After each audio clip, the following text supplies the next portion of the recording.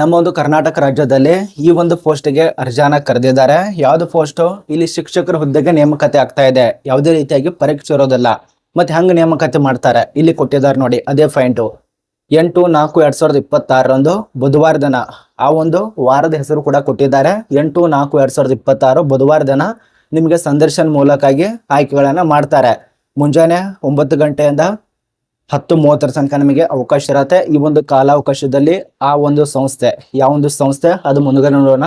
ಅದೇ ರೀತಿಯಾಗಿ ಈ ಒಂದು ಸಮಯದಲ್ಲಿ ಹೋಗಿ ಸಂದರ್ಶನ ಕೊಟ್ರೆ ಅಲ್ಲಿ ನಿಮಗೆ ಕೆಲವು ಮಾಹಿತಿಯನ್ನ ಕೇಳ್ತಾರೆ. ಹೆಸರು, ವಿಳಾಸ, ಯಾವ ರೀತಿಯ ಕೆಲಸ ಮತ್ತೆ ಯಾವ ರೀತಿಯ ಬೋಧನೆ ಮಾಡ್ತೀರಾ, ಅದಕ್ಕೆ ತಕ್ಕಂತೆ ನಮಗೆ ಆ ಒಂದು ಆಧಾರದ ಮೇಲೆ ಈ ಒಂದು ಜಾಬ್ಗಳು ಸಿಗತ್ತೆ.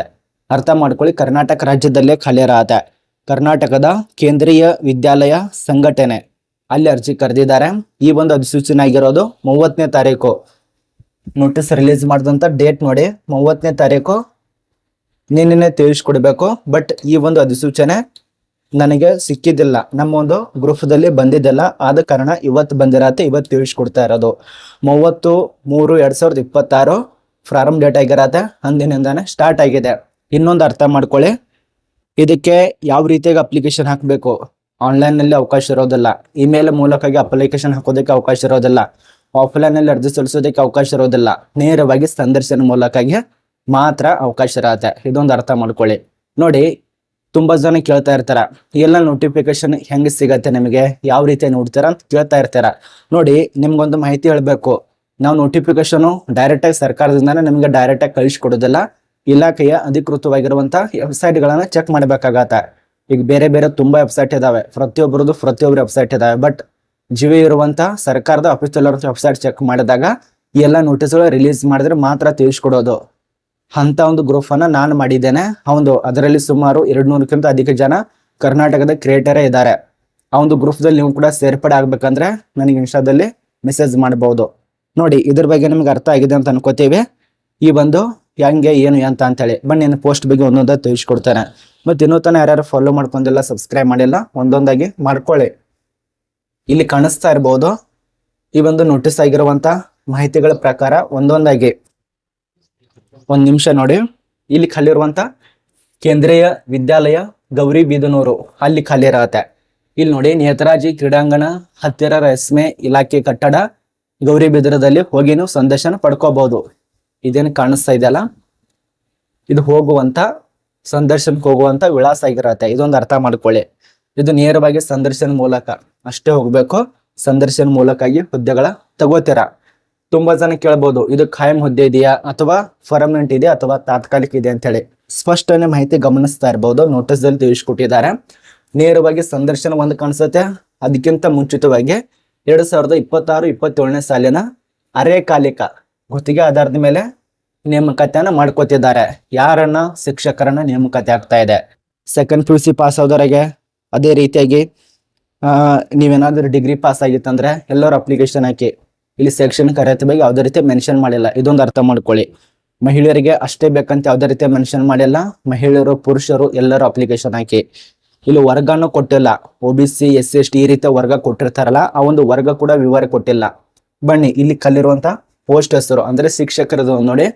TGT ತರಬೇತಿ ಪಡೆದಂತ ಪದವೀಧರ ಶಿಕ್ಷಕರು ಅವ್ರು ಬೇಕಾಗತ್ತೆ. ಸಮಾಜ ವಿಜ್ಞಾನ ಅಂತೇಳಿ ಇದು ಬೇಕಾಗತ್ತೆ. ಮತ್ತು TGT ಗ್ರಾಜುಯೇಟ್ ಟೀಚರ್ಸ್ ಬೇಕಾಗತ್ತೆ. ಸೋಷಿಯಲ್ ಸೈನ್ಸ್ ಇದೆರಡು ಒಂದೇ. ಬಟ್ ಕಂಪ್ಯೂಟರ್ ಬೋಧಕ ಇದೆರಡನೇ ಪೋಸ್ಟು. ಇನ್ನು ಸಂಗೀತ ಶಿಕ್ಷಕ, ಮ್ಯೂಸಿಕ್ ಟೀಚರ್ಸ್ಗಳು ಬೇಕಾಗಿದ್ದಾರೆ ನೋಡಿ. ಅಪ್ಲಿಕೇಶನ್ ಹಾಕಿ ಅಧಿಕೃತವಾಗಿ ಇದಕ್ಕೆ ಸಂಬಂಧಪಟ್ಟಂತೆ ತಿಳಿಸ್ಕೊಡ್ತಾ ಇರೋದು. ಪ್ರಮುಖವಾಗಿ ಇಲ್ಲಿ ಗಮನಿಸ್ತಾ ಇರಬಹುದು, ಎಲ್ಲ ಒಂದು ಮಾಹಿತಿಯನ್ನ ತೆಗೆದುಕೊಂಡು ಪ್ರಮಾಣ ಪತ್ರದೊಂದಿಗೆ ವಾಕ್ಯನಿಗೆ ಅಂದ್ರೆ ಇಂಟರ್ವ್ಯೂಗೆ ಹಾಜರಾಗಬೇಕಾಗತ್ತೆ. ಆಸಕ್ತಿ ಇದ್ದವರು ನಿಮ್ಮ ಒಂದು ಬಯೋಡೇಟಾ, ನೋಂದಣಿ, ಅರ್ಹತಾ ಮಾನದಂಡಗಳನ್ನ, ಸಂಬಳದ ವಿವರಗಳನ್ನ ತಿಳಿದುಕೊಳ್ಳಲು ಇದೇನು ಕಾಣಿಸ್ತಾ ಇದೆಯಲ್ಲ, ಈ ಒಂದು ವೆಬ್ಸೈಟ್ ಚೆಕ್ ಮಾಡ್ಕೋಬಹುದು. ಅಥವಾ ನಮ್ಮ ಟೆಲಿಗ್ರಾಮ್ ಗ್ರೂಪ್ ನಲ್ಲಿ ಸಾಧಾರಣವಾಗಿ ಹೋದ್ರೆ ನಿಮಗೆ ಡೈರೆಕ್ಟ್ ಆಗಿ ಸಿಗತ್ತೆ.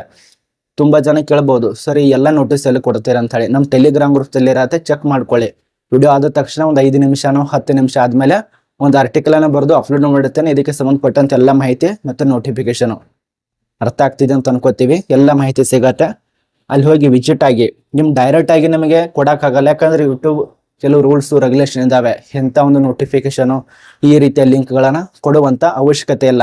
ಆದ ಕಾರಣ ನಿಬಂಧಗಳಿದ್ದಾವೆ. ಆ ನಿಬಂಧಗಳನ್ನ ಫಾಲೋ ಮಾಡಬೇಕು. ಈಗ ಗೌರ್ಮೆಂಟು ಯಾವ ರೀತಿ ರೂಲ್ಸ್ ತರತ್ತೆ, ಅದು ಯಾವ ರೀತಿ ನಾವು ಫಾಲೋ ಮಾಡ್ತೀವಿ, ಅದೇ ರೀತಿಯಾಗಿ ಕ್ರಿಯೇಟರ್ಗಳಿಗೆ ಈ ಒಂದು ಯೂಟ್ಯೂಬರ್ಸ್ಗಳಿಗೆ ಕೆಲವು ರೂಲ್ಸ್ ಇರ್ತವೆ, ಅವೆಲ್ಲ ಫಾಲೋ ಮಾಡಲೇಬೇಕು. ಆದ ಕಾರಣ ಟೆಲಿಗ್ರಾಮ್ ಗ್ರೂಪ್ ಅನ್ನು ಕ್ರಿಯೇಟ್ ಮಾಡುತ್ತೀವಿ, ಅಲ್ಲಿ ಹೋಗಿ ಚೆಕ್ ಮಾಡ್ಕೊಳ್ಳಿ. ಇದಕ್ಕೆ ಸಂಬಂಧಪಟ್ಟಂತೆ ಬೇಸಿಕ್ ಆಗಿ ಮಾಹಿತಿ ಈಗ ನಿಮಗೆ ನೋಟಿಸ್ ದಲ್ಲಿರುವಂತ ಮಾಹಿತಿ ಗೊತ್ತಾಯ್ತು. 8/4/2026 ಬುಧವಾರ ದಿನ ಹೋಗ್ಬೇಕು. 30ನೇ ತಾರೀಕಿಂದ ಸ್ಟಾರ್ಟ್ ಆಗಿದೆ, ಅಂದೇ ನೋಟಿಸ್ ಆಗಿದೆ ನೋಡಿ. ಕೇಂದ್ರೀಯ ವಿದ್ಯಾಲಯ ಸಂಘಟನೆ ಅರ್ಜಿ ಸಲ್ಲಿಸಿ ಆಯ್ಕೆ ಆದ್ರೆ ನಮ್ಮ ಒಂದು ಕರ್ನಾಟಕದ ಚಿಕ್ಕಬಳ್ಳಾಪುರದಲ್ಲಿ ಕೆಲಸ ಇರತ್ತೆ. ಸಂಬಳದ ಬಗ್ಗೆ ಯಾವುದೇ ರೀತಿ ಮೆನ್ಷನ್ ಮಾಡಿಲ್ಲ, ಅಲ್ಲೇ ಮಾತಾಡ್ತೀರ ನೀವು, ಅಲ್ಲಿ ಏನು ಹೋಗ್ತಾರಲ್ಲ ಅವಾಗ ನಿಮಗೆ ಗೊತ್ತಾಗತ್ತೆ. ಶೈಕ್ಷಣಿಕ ಅರ್ಹತೆ ಅದು ಕೂಡ ಯಾವುದೇ ರೀತಿ ಕೊಟ್ಟಿಲ್ಲ. ವಯೋಮಿತಿ ಬಗ್ಗೆ ಕೂಡ ಕೊಟ್ಟಿಲ್ಲ. ಮತ್ತು ಅಪ್ಲಿಕೇಶನ್ ಹೋಗುವಂತ ವಿಳಾಸವನ್ನು ಕೊಟ್ಟಿದ್ದಾರೆ. ಕೇಂದ್ರೀಯ ವಿದ್ಯಾಲಯ ಸಂಘಟನಾ, ಗೌರಿಬಿದನೂರು, ರೇಷ್ಮೆ ಕೃಷಿ ಕಚೇರಿ ಕಟ್ಟಡ, ಗೌರಿಬಿದನೂರು, 56/12/08 ಏಪ್ರಿಲ್ 8ನೇ ತಾರೀಕು ಒಳಗಾಗಿ ಹೋಗಬೇಕಾಗತ್ತೆ. ಇಷ್ಟೇ ಮಾಹಿತಿ ಇದರಲ್ಲಿ ತಿಳಿಸ್ಕೊಟ್ಟಿರುವಂತ ಮಾಹಿತಿ. ಇದಕ್ಕಿಂತ ಜಾಸ್ತಿ ಮಾಹಿತಿ ಬೇಕಂತಂದ್ರೆ ಕಮೆಂಟ್ ಮಾಡಿ. ಮತ್ತೆ ನಾನು ಈಗಲೇ ತಿಳಿಸ್ಕೊಡ್ತಾ ಇದ್ದೇನೆ, ಇದು ಪರ್ಮನೆಂಟ್ ಜಾಬ್ ಇರೋದಿಲ್ಲ, ತಾತ್ಕಾಲಿಕ ಜಾಬ್ ಆಗಿರತ್ತೆ. ಅವ್ರ ಹೆಡ್ಲೈನ್ದಲ್ಲಿ ತಿಳಿಸ್ಕೊಟ್ಟಿದ್ದಾರೆ, ತಾತ್ಕಾಲಿಕ ಜಾಬ್ ಆಗಿರತ್ತೆ, ಗುತ್ತಿಗೆ ಆಧಾರದ ಮೇಲೆ ಕೆಲಸ, ನಿಮ್ಮೊಂದು ಒಪ್ಪಂದದ ಮೇಲೆ ನಿಮಗೆ ಕೆಲಸ ಕೊಡ್ತಾರೆ. ಇಷ್ಟು ನಿಮಗೆ ಮಾಹಿತಿ ಅರ್ಥ ಆಗಿದೆ ಅಂತ ಅನ್ಕೋತೀವಿ.